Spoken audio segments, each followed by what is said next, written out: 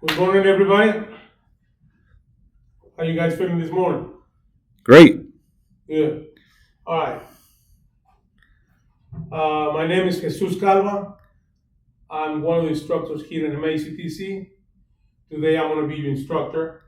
We're going to be talking about a lot of stuff. First, let's clear the space.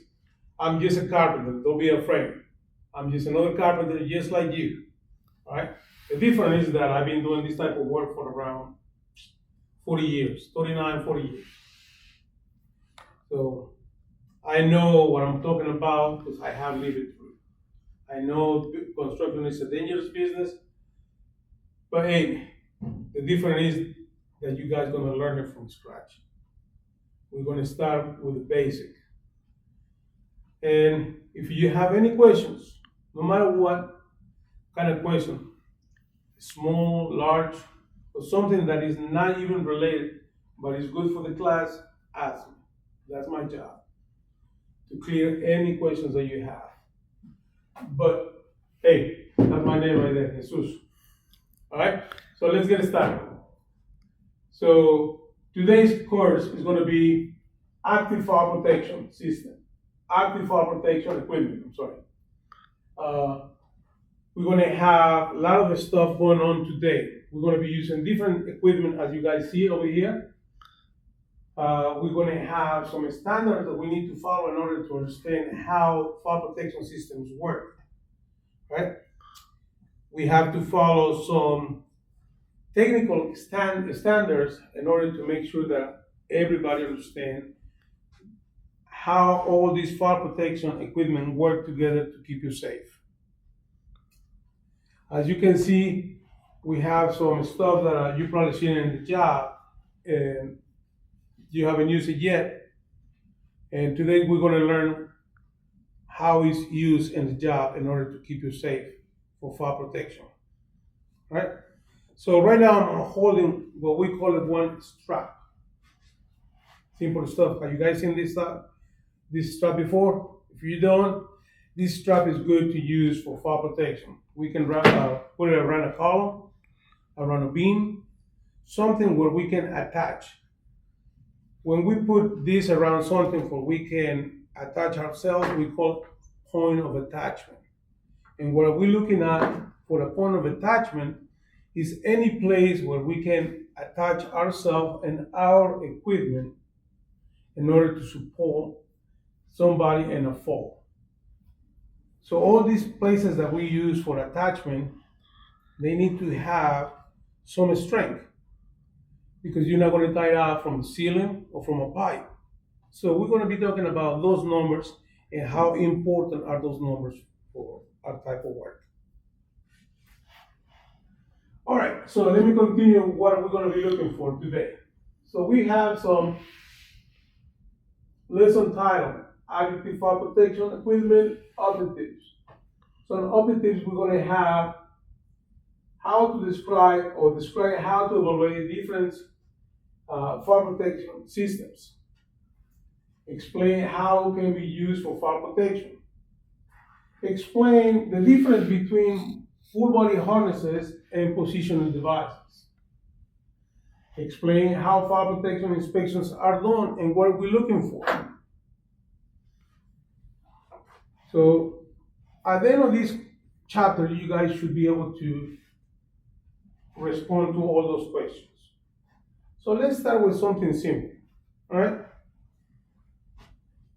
Some of these fancy, heavy stuff, let's hold it up.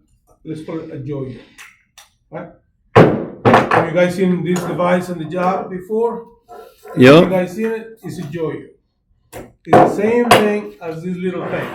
It's just another small joyo. But there is something important about these things.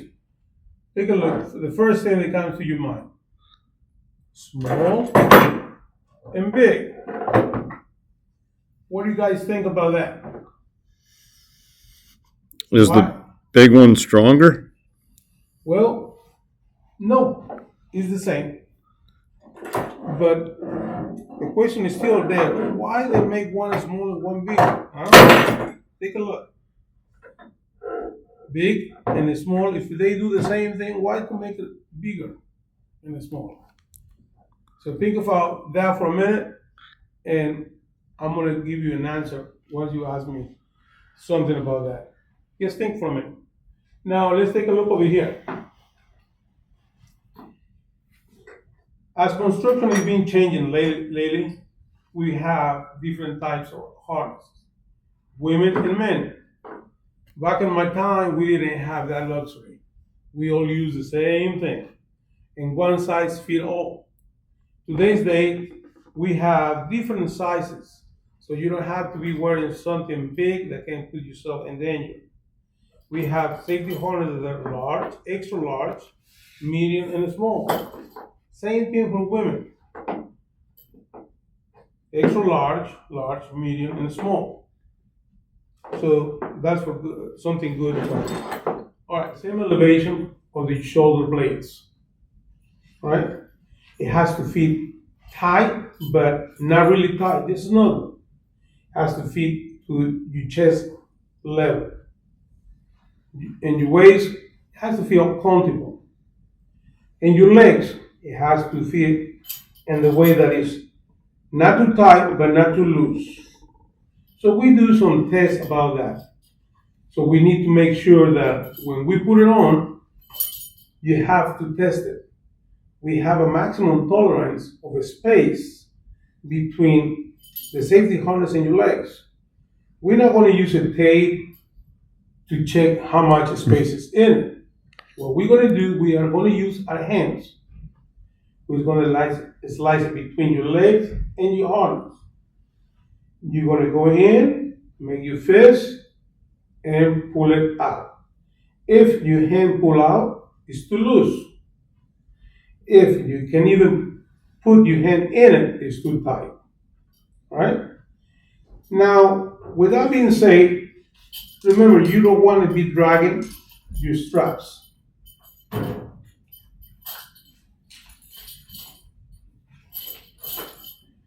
Some of these equipment, they have different points of attachment.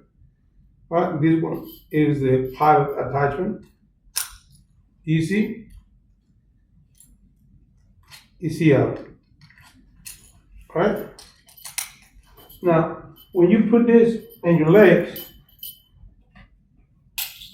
it's important that you learn, well, this one is a little big, but it has to be to the point that put your hand in it, right? And you gotta make sure that it doesn't come out. So that would be plenty, right?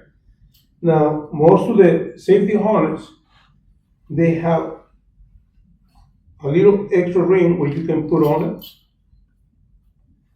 to keep it from dragging it around. You don't want to be cut yourself in the middle of something. Take a look right there. It's a little bit. I pick up one that is big. Right? So let me take this out and move to the next one.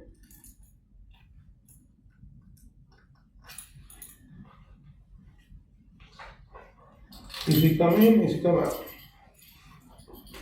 All right, let me talk about this, something else. All right.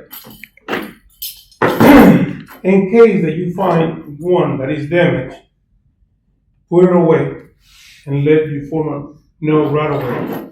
It's important that you do that because if you don't put a tag on it or remove it from service, guess what's going to happen? Somebody's going to use it. If you don't have a tag like this one, try it on, wrap it around tape and put it away. Don't ever just put it in the pot. That can lead to somebody else use the equipment, right? All right. Now, a while ago, I showed you information about this beam strap, and I said this was a beam strap, and nobody caught it. That's one of the things that is important to know. What is a beam strap and what is not? Because when you don't know, you can put yourself in danger. This is a sling. The difference with one another is very simple. This one, everything is made to support 5,000 pounds of force. And slings, they have different capacities, different use. This type of sling, it might have a capacity of just a couple thousand pounds or maybe more. If it's more, great, but if it's less, you are at a loss. In a free fall, you want to know that this can hold 5,000 pounds. In reality, this one can hold, hey, 2,400 pounds, half of it.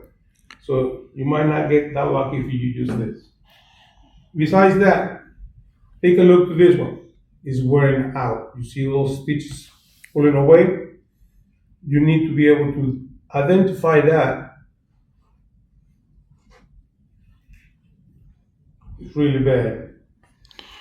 In construction, as you move forward, you're going to learn that it's not about saving all the stuff. Safety is a priority. If we taken the time to go over all this, it's for your own good, right? So now let's talk about the equipment that I was mentioning to you earlier. Right here. Here's my equipment. This should be called safety harness. Now it's a position device. Positional device because you can put it on your waist and you have 2D rings. These 2D rings still they have 5,000 pounds of force of strength to support. The way to use this is important, all right? Because what good is it to have equipment if you don't know how to use it? As you see this is not for beating somebody when you are mad or frustrated. No, this is your positional device. This mechanism, it works two ways. It has a spring loaded. If you want to open it, it won't work. You have to push the back mechanism, open it up, and connect. Same thing on the other side. Open it up. Now, before you go to work, make sure that doesn't open. Just push it in. Don't push the one in the back. Push the lock in the front. If it doesn't open, it's good. Doesn't open, it's good. As you see, we're looking for wear and tear. And this is your position right now. It's good. You see that doesn't open. Right? I have to turn it and open. Now you can attach the point and work free. Both hands. There you go. It's still good.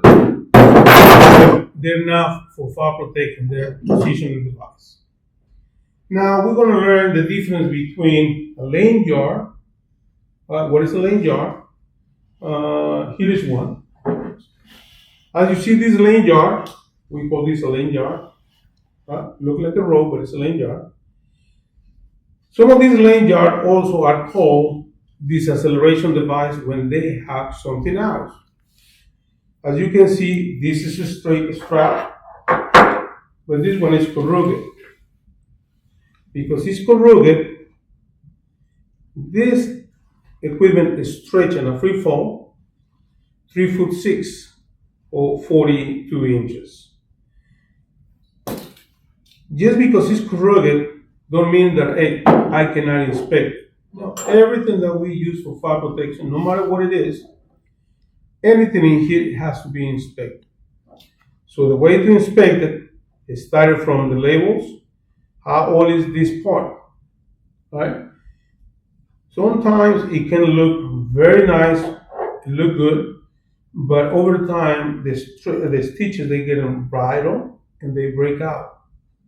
So we have to take the time to look at it, flip it over, and go over the whole length to make sure that it's in good conditions.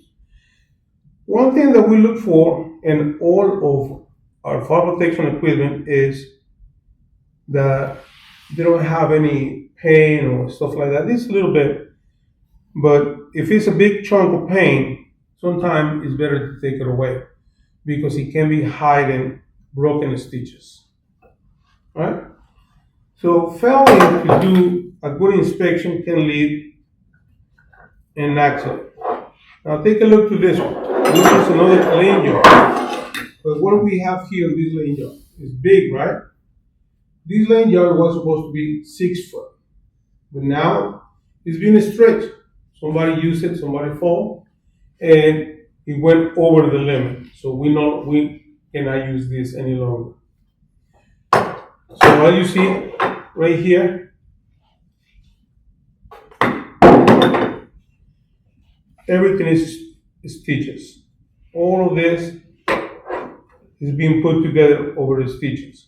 So we need to be able to check those stitches like this one. You see right there? Ain't no good. So that's why we need to put a label, tag, something to let somebody know that it's not good. All right, so we put it away. So that was one type of lane yard. Let's talk about these acceleration devices. This would be another type of lane yard with this acceleration device. This little thing is this, but contracted. It's still in one piece. In case of somebody falls, it's going to stretch and open to 3'6" or 42 inches, right? We always need to inspect it, right? Make sure that it's not broken, the stitch is still good, right? Now, the difference with this one, besides being an acceleration device, take a look. It has 2 lane yards versus 1, right? What else do we have? Well, take a look. These caravans hooks, are they the same as this ones? Or these ones? No. And there is a purpose for it, right? You can use all of these little ones when you work in places where you can attach to designated points. Points that are being tested to support 5,000 pounds of force, like a scissor lift or boom lift. But what happens when you are in a scarf, tube and clamp scarf? Can this work? No, it's too small. No, right? So you need something big. You need a big hook, big clamp.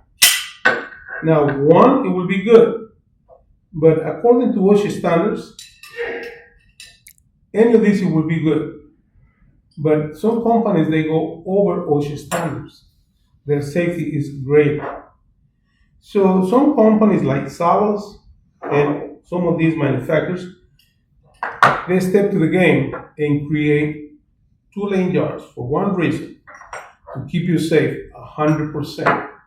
When they say 100% means that you're going to be tied off in one point. If you get into another point where you need to unhook, before you do that, you attach on the other side and you are 100% tied off. That's the reason why you have to. If you only need one, hey, good. But if you work for a company where they ask for 2, you got to know how to identify which equipment it will be the one that you need for work. So that's one of your tasks. Learn to identify which equipment is going to be good for you. So when we talk about yo-yo, a while ago, I mentioned to you the small and the big one, right? The small, right, is for a simple reason, right? Because you're working in a really tight spaces with 6 to 8 feet maximum for distance. That's why you need a little one. This one, you do the same with the difference that you can walk up to 30 feet away from where you're working and you still attach, right? You can be working at greatest heights, attach yourself, and you're okay.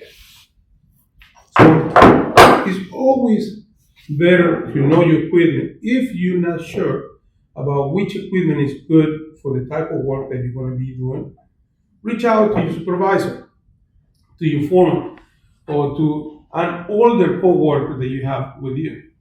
Don't ever tend to use equipment that you don't know if it's been inspected, or you don't know how to inspect it, or you just have a doubt in how to use it, right?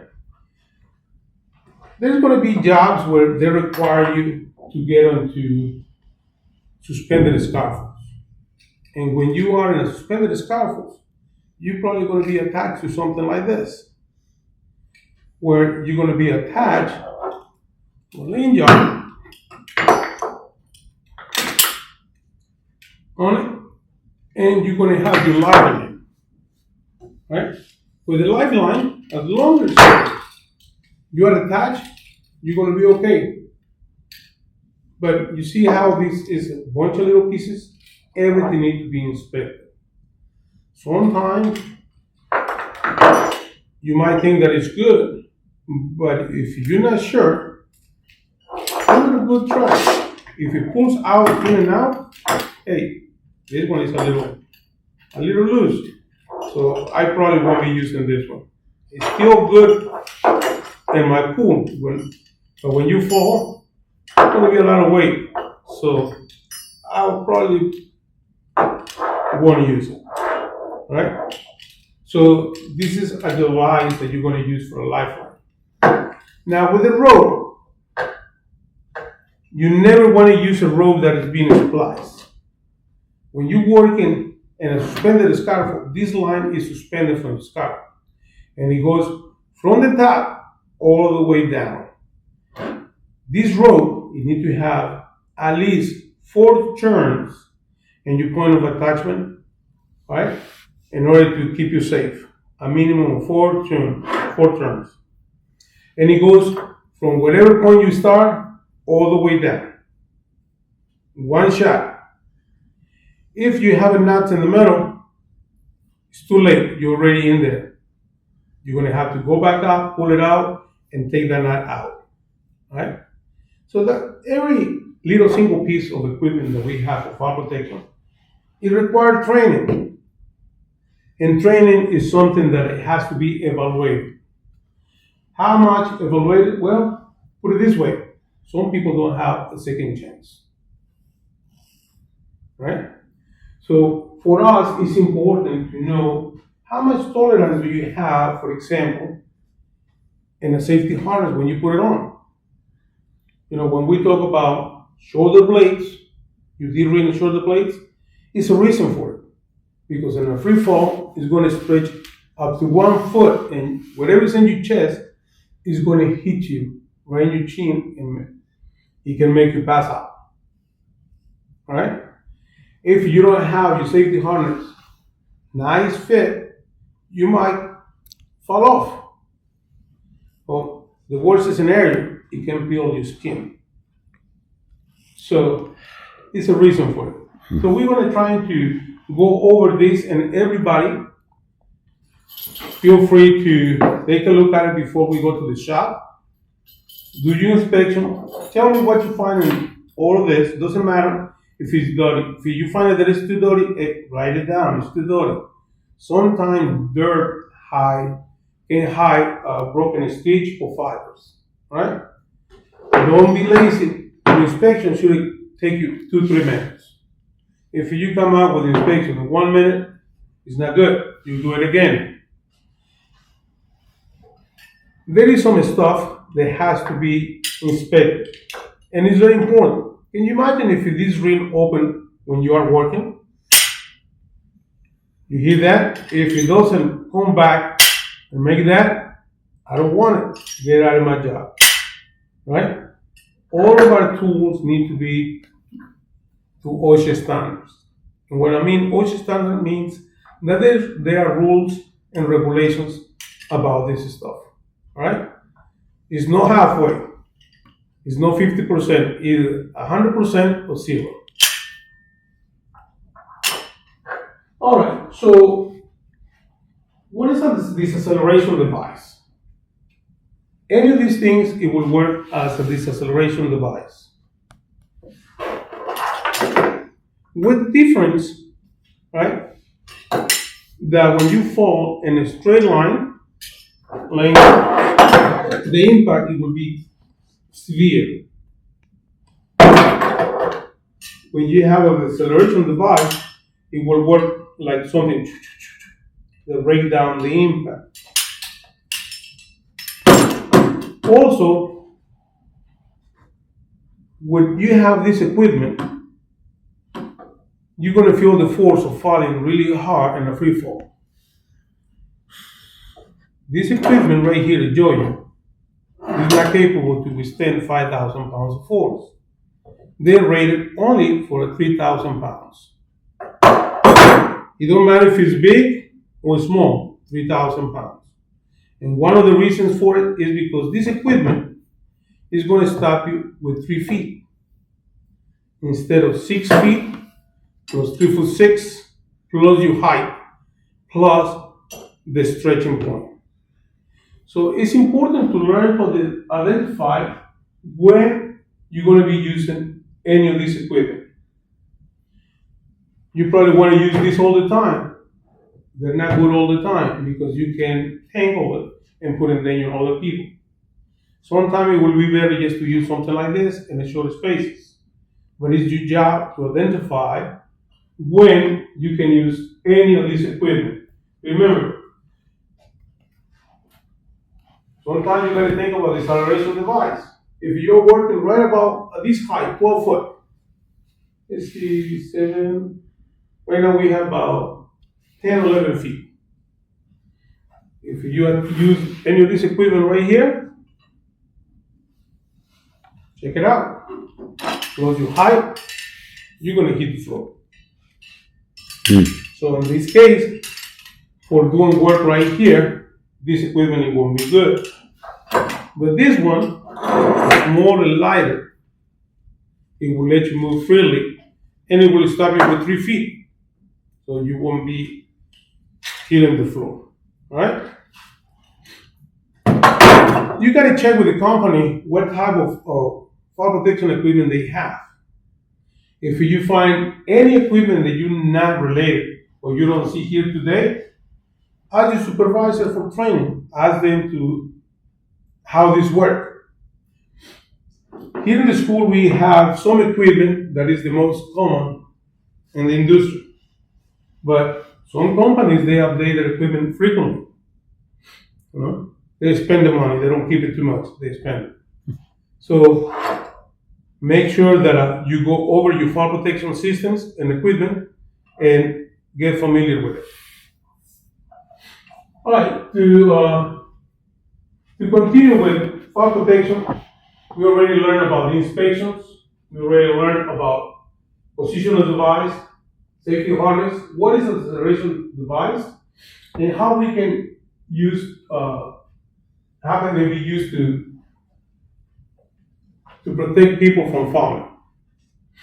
Well, it was in the beginning, but let me say it again. You need to be aware how to use it properly, how they work. The only way that they can stop somebody is to use it the way that was designed. If you skip any step in how to use this, it's not going to work. You have to use it properly in the way that was designated and built. All right? If you feel that, hey, fall protection is not for me, hey, a lot of people get killed or hurt every year. Don't be one of those guys that get hurt. All right? So we're going to have a little quiz. So let me know if you guys need a break before I start giving you a quiz. All right? So, for example, what is the proper way to use a harness? It needs to be snug, not too tight, not too loose. The D-ring should be between your shoulder blades. And you have to have the right lanyard. And you have to have a good attachment point. So, good point of attachment should be a point where you can attach yourself that is capable to support 5,000 pounds of force. If you attach yourself from a ceiling grid or pipe, it's going to come out with you. It's not going to be a good point. Right? So, do you guys remember why do we have small hooks and big hooks? The big hooks are for scaffold. Good, for scaffold, pipes, and bigger stuff. And the small hooks is for designated points of attachment. Great. Let's see something else.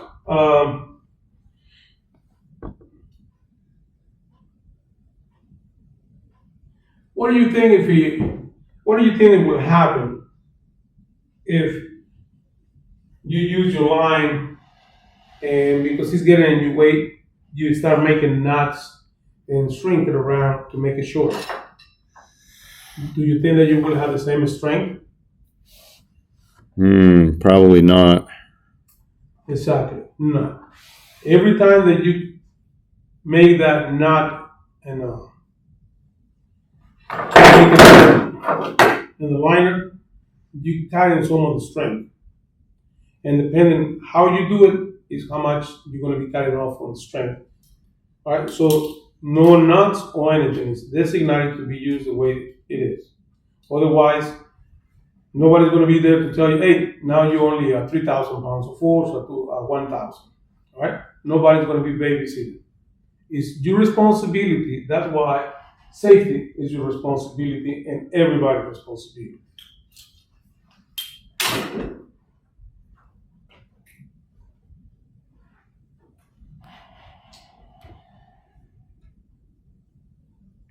So you guys getting ready to go to the shop?